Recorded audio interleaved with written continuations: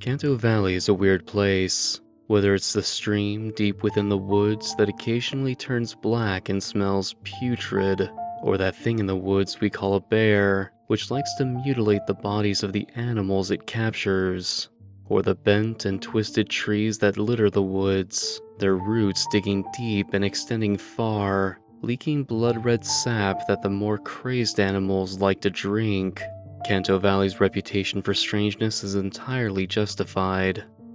Despite this, there are plenty of things we share in common with regular small towns. For instance, all of us are apparently poor, though none of us have managed to notice this outside the bullying comments we get from strangers. Maybe it's in part because we get mocked for being from small-town America, but we have a loyalty to our home that comes as naturally as breathing. Elise, my best friend, and her family are a perfect example of this. She lives with her grandparents, though they seem so young they could easily be mistaken for her parents, and they all made their home on their small dairy farm on the other side of the highway. While growing up, I thought having less than a dozen cows, a large garden, and a small chicken coop made them wealthy. Of course, in the eyes of tourists and out-of-towners, this couldn't be any further from the truth. Almost all of the money they made came from selling the milk they produced to processors for pasteurization and retail, and they relied heavily on the garden and chicken coop to keep their food expenses down. Yet her grandparents couldn't even imagine the thought of leaving Canto Valley in the hopes of a more prosperous life in a city. Even Elise, who comes across as so much more refined than tomboy me, always said she wanted to stay in the town she grew up in. And that comforted me. I struggled so much to make a female friend, so when I anxiously imagined her leaving to head out into the world, it cut me to my core. I would often spend the night at her house, a chance for me to have some girly time, as my brother calls it. I never really asked her to come to my home, using the excuse that it was filled with boys and a tomboy, though I think we both knew that she would feel uncomfortable sleeping in a house that was so close to the woods. That doesn't mean nothing happened at her farm, though.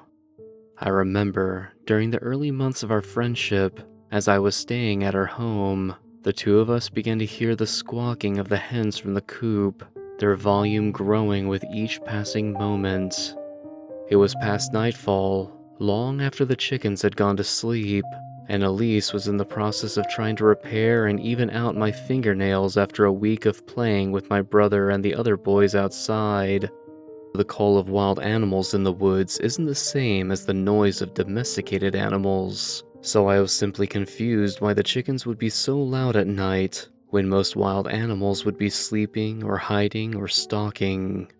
Elise, however, spent her life on that farm, and she knew instantly that something was wrong. She dropped the nail file onto the carpet and went to peek outside the window. I followed her, confused, when she called my name and whispered, "I think something got into the chicken coop." With what I could hear, I understood immediately why she had reached that conclusion. "Is it the coyotes?" I asked, but Elise shook her head. "They don't bother us. They never seem to cross the highway." The squawking from the small wooden chicken coop seemed shrill, panicked even, and behind the animals' screams, I seemed to hear an enormous amount of thrashing about, as though something large had gotten inside. While I knew the coyote pack was unnaturally smart enough to make it into the chicken coop unseen, I trusted Elisa's words. The highway kept a lot of things both in and around the woods from leaving. Elise began to say she was going to tell her grandpa what was happening, but in that moment we heard the front door of the house open, spilling light out into the darkness, and watched as Elise's grandfather, dressed in clothing that wouldn't be out of place a century ago, marched across the yard towards the coop, a flashlight in one hand and a shotgun slung over his arm. I thought Elise would look away. She's gentle and feminine and makes me want to protect her. But she kept on looking, her eyes wide but seemingly resolute. And when the thought crossed my mind to reach over to pull her away or recover her eyes, She interrupted me before I could even start. She said, still whispering, that it was her home, and that she would not give in to fear in her own home. After that, we both watched quietly as her grandpa yanked open the door to the coop, only for the squawking to fall into immediate silence. He shone his flashlight through the entrance, lowered his shotgun, and made his way inside. A few minutes later, he walked out, his shotgun slung over his shoulder and his darkened flashlight in his pocket. In one hand, he carried a nest, white eggs still visible inside. In the other hand, he carried a chicken, or at least what was left of it. Even in the darkness, I could see it had been torn to shreds, most of its feathers missing, and chunks of flesh carved out of it.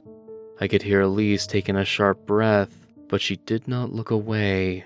She's always been strong when it comes to her grandparents' farm.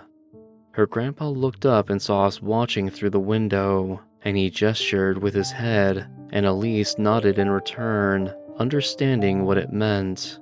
She brought me with her to the front room, and after a few minutes, her grandpa came back inside the house, leaving his boots next to the door.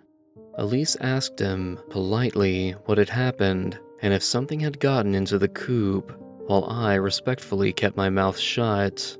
Her grandparents were both kind to me, but they also seemed to radiate a sense of mature dignity, which made it hard for me to speak with them without tripping over my own tongue. He answered that no, nothing had gotten inside the coop. All the chickens had simply attacked the one he had carried out. He must have seen the surprise on my face, because he clarified that these things sometimes happen. Chickens have a literal pecking order, and when that breaks down for one reason or another, they can become violent. I didn't know, but Elise seemed to understand, thanked her grandpa, and brought me back to her room. She explained to me that sometimes chickens either become stressed or agitated, or they sense illness, and they attack one chicken in particular. And if blood is drawn, it calls the attention of the rest of the chickens, who seem to go a bit crazy at the sight of the color red, causing them to also violently gang up on the wounded one. "It's happened before," she said, "just not that loudly." I nodded, accepted her answer, and we talked about school as she went back to my nails, determined to make them presentable. When the morning came, and I was getting ready to leave, I took a short detour outside her home and walked over to their container for burnable trash. Inside, I saw the corpse of the chicken, grisly, but no worse than what I had seen out in the woods with what the bear would leave behind. But next to that chicken was its nest, the eggs still resting inside. Only they had been broken. Not by the smashing hands of Elisa's grandpa, no. They had each been pecked clean through, and from them leaked a familiar red sap. My father picked me up, and as I left, I could see Elisa's grandpa in their field, waving farewell to us. He then returned to swinging his mattock into the ground, digging up and cutting away at the tree root which had exposed itself from the soil. And even from that distance, I could see the blood-red sap splatter through the air with each of his strikes.